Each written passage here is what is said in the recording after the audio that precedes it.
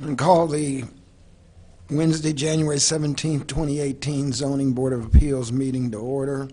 May we have a roll call, please? Ms. Chester, Mr. Cho, Ms. McLaughlin. Here.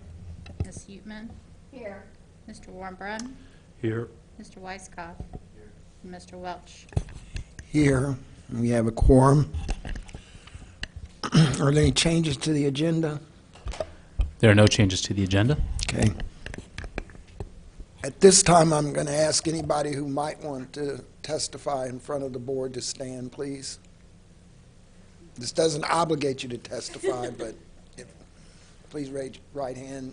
Do you swear or affirm that any testimony you give will be true and accurate to the best of your belief? Yes. Thank you.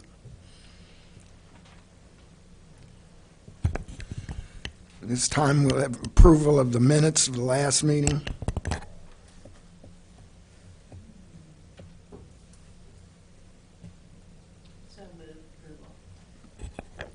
It's been moved that the minutes be approved. Is there a second to that? I'll second that. We have a vote, a vote, please. All in favor? Aye. Anybody opposed by the same sign? The minutes are approved. Are there any written communications? There were no written communications. Okay, at this time, we'll have a continued public hearing. Now call for hearing case number ZBA 2017-C-03, a request for a conditional use permit by Ben Miller and Avital Livni, I hope I pronounced that correctly, to allow a second principal structure on their property at 1208 South Vine Street in the R3 single and two-family residential zoning district. May we have a staff report, please?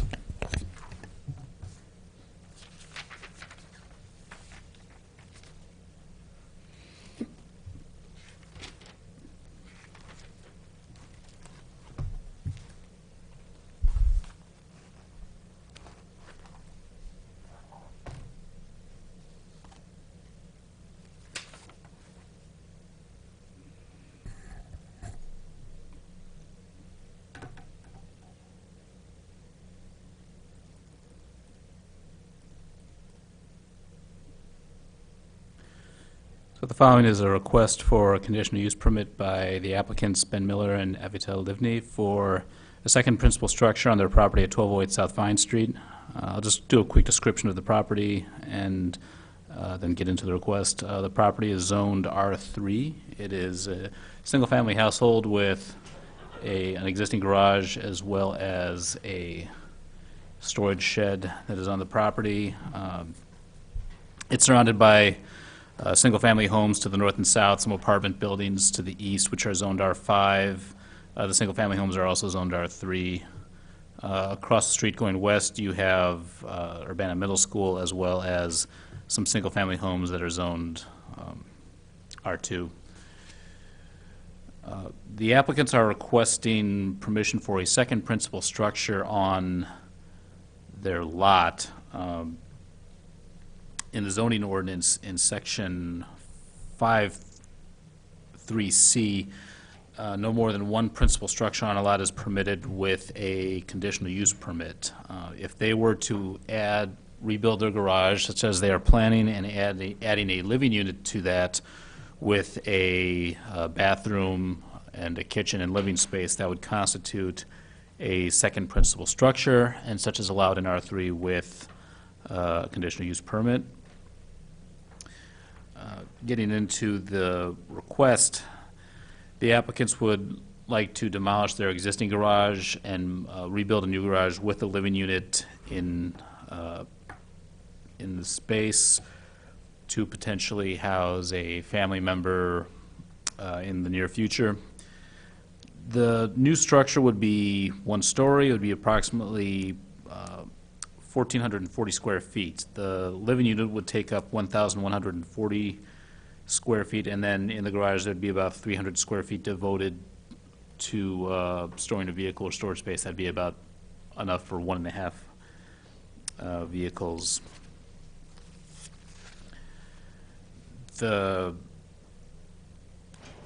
garage would be in approximately the same footprint. I don't mean the exact same dimensions, but it would be in the same location on the lot in the northeastern portion of the lot. It would be generously set back from the street as well, and it would be required to comply with the city's existing rules for side and rear yard setbacks.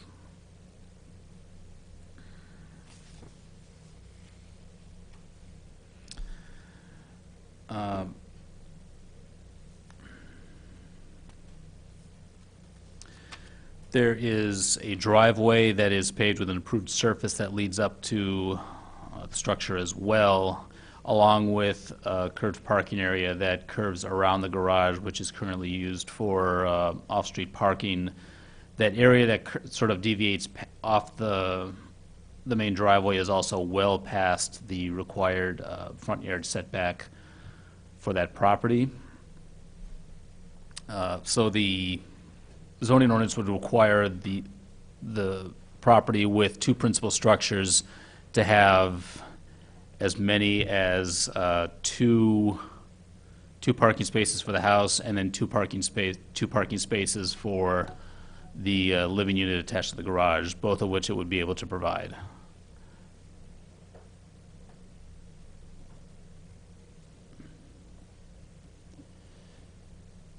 This gives an approximate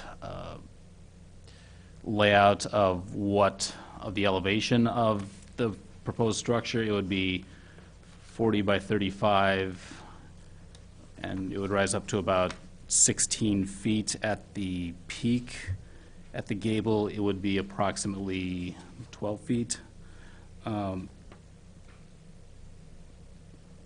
as I mentioned, it'd be in the space, generally in the space of where the existing garage is located. The existing garage would be demolished.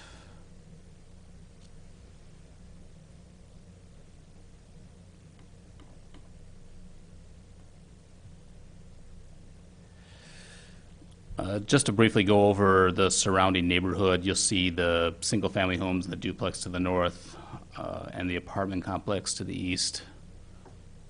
Some of the existing single-family homes, a few condominium units to the south, and then as you go towards the west, you'll see single-family homes and Urbana Middle School.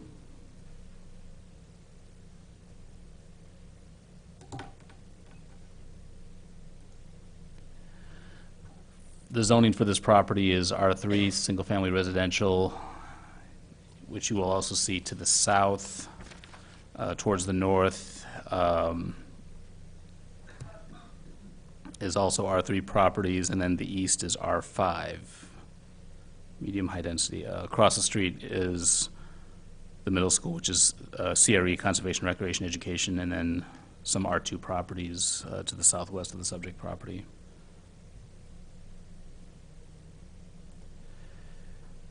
This area is zoned in its future land use designation as residential, as well as the neighboring property to the north and towards the northeast. It's intended to be multifamily for its future land use, which it currently is for its current use as well.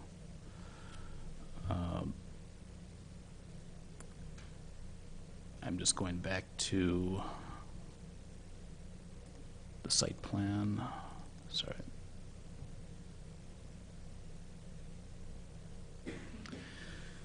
To take into consideration for this property would be if the conditional use permit is granted, how would that affect other development regulations for the property itself?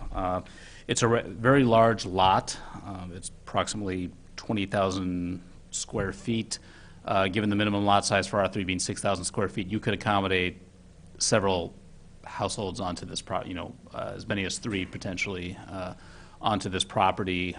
So the property is very large. It could very easily accommodate a second principal structure as well. If the applicants added the garage with the living unit as they are proposing, it would not bring the keep the property in compliance for aspects as far as the maximum floor area ratio, the minimum open space ratio, and the required front and side yard setbacks for the property. Sometimes these requests are in other parts of the city where the lots are a lot smaller, and any addition that they wanted to put onto the household, any change to the garage, usually the biggest issue is the setbacks or the open space or the FAR, and none of those would be compromised with this proposal as well. And additionally, all the parking, the parking requirements are usually a challenge for an applicant to meet in this case. In this situation, the applicants, the property owners have a generous amount of off-street parking that they would be able to put on their property for both themselves and any person who is living in the living unit.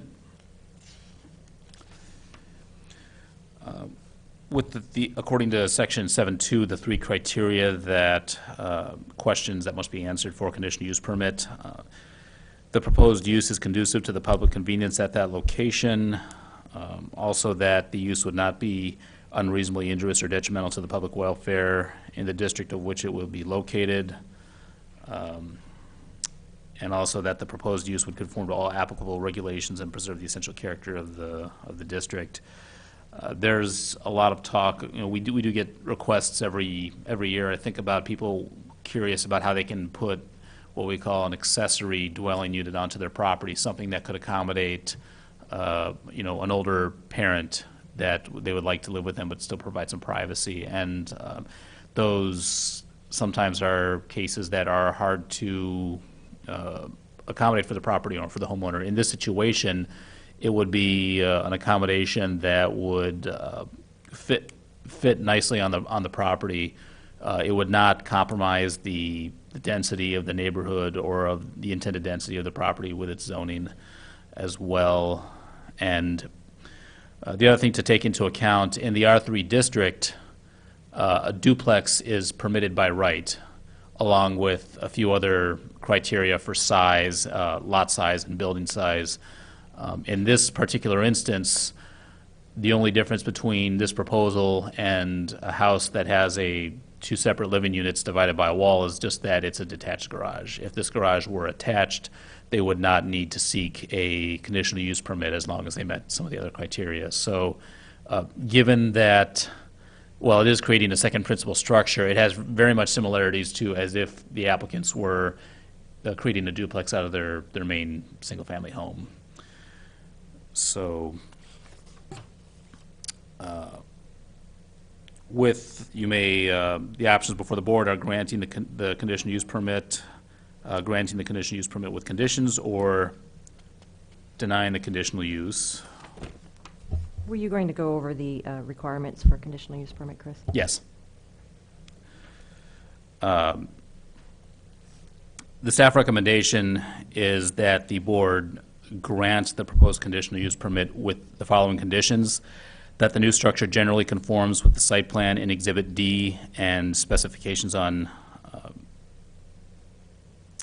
in this memorandum of the size and height and footprint, and that number 2, that the new structure conforms with all applicable zoning and building safety codes in the city.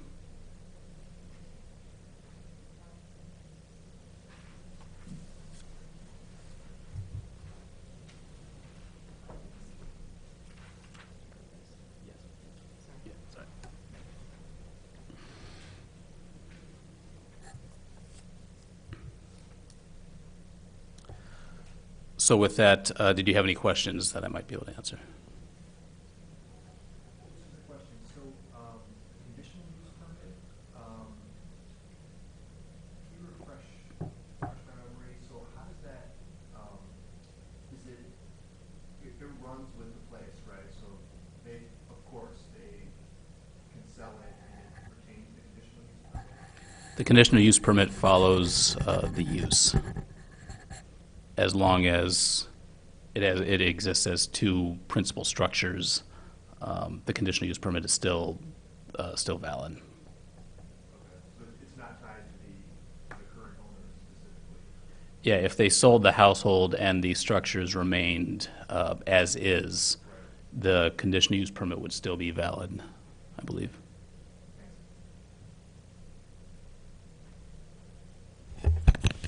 Any further questions for staff?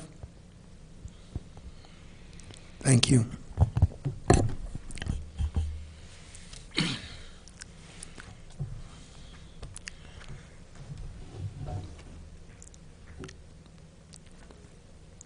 Would the petitioners like to be heard?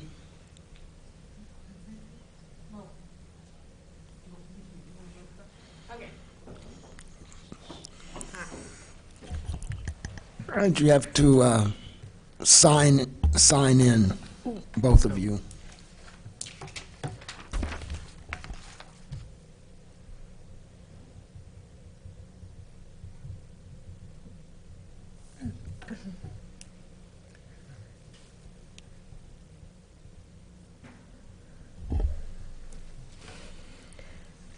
Excuse me. So I think Chris did a good job of laying out. Sorry. You should probably I'm Avital Livni. And I'm Thank Ben you. Miller. Thank you. Sorry. Chris did a good job of laying out what we had in mind in terms of the size and the location.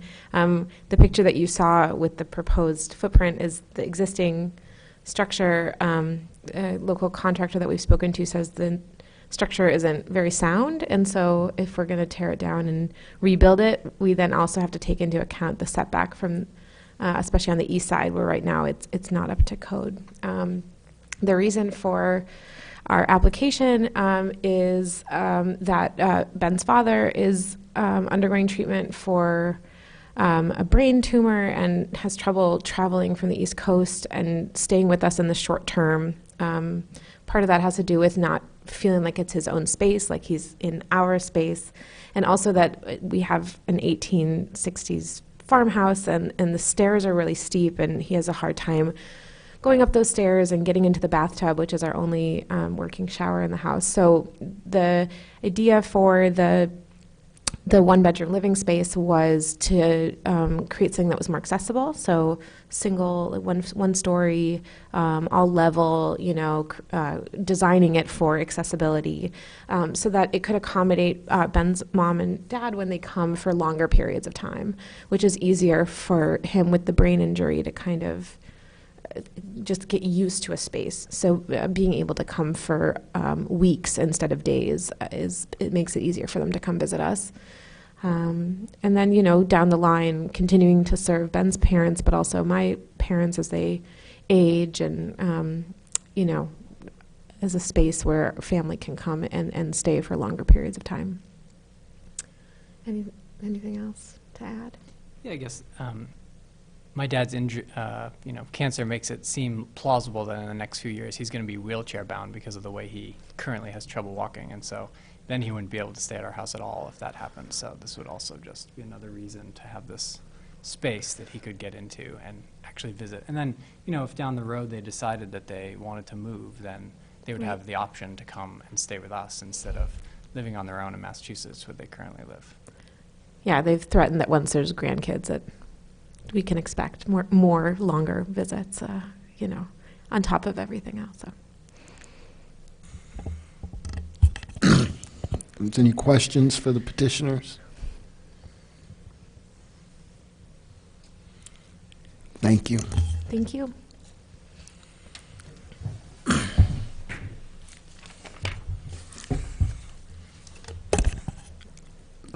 Is there any additional discussion on this? And I believe we are ready to call the matter for a vote. Just a quick note that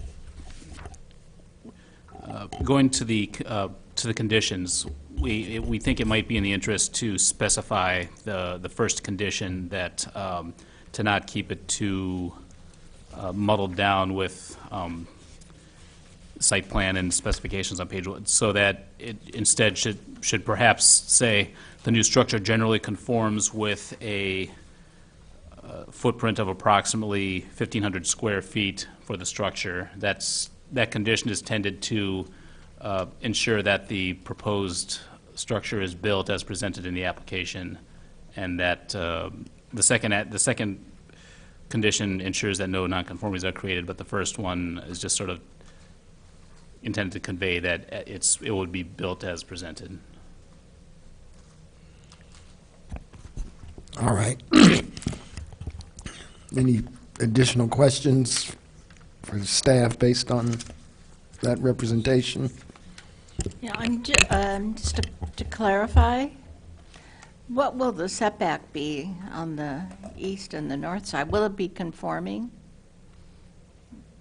to the required setback? Yes, the site plan that they submitted has a setback of 22 feet to the north, and then 10 feet towards the east, which meet the required side yard setbacks for R3.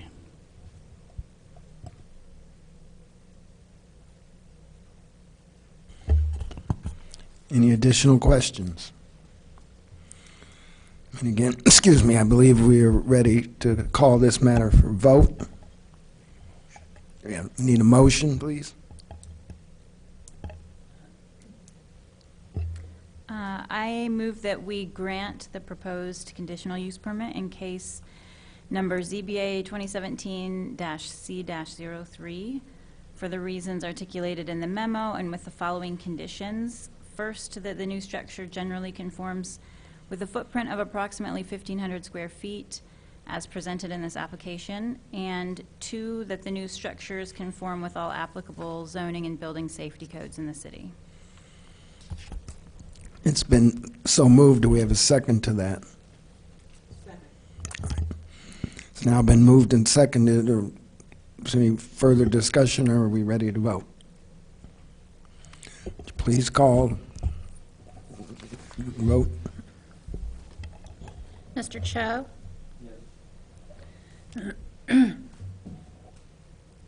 Ms. McLaughlin? Yes. Ms. Utman? Yes. Mr. Warmbrun? Yes. Mr. Weisskopf? Yes. Mr. Welch? Yes. Mr. Cho? Forgot Joanne. You called. Oh, and Ms. Chester? Yes.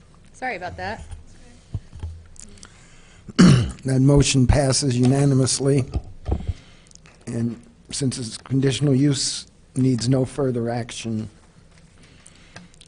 Thank you.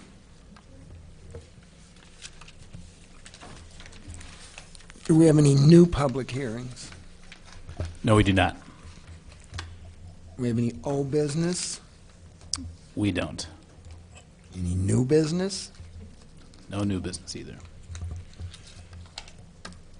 We have no audience other than the petitioners, so there is no audience participation. Is there a staff report? There's no staff report at this time. Any study session? No study sessions either. I believe that concludes our business, and I move that we be adjourned.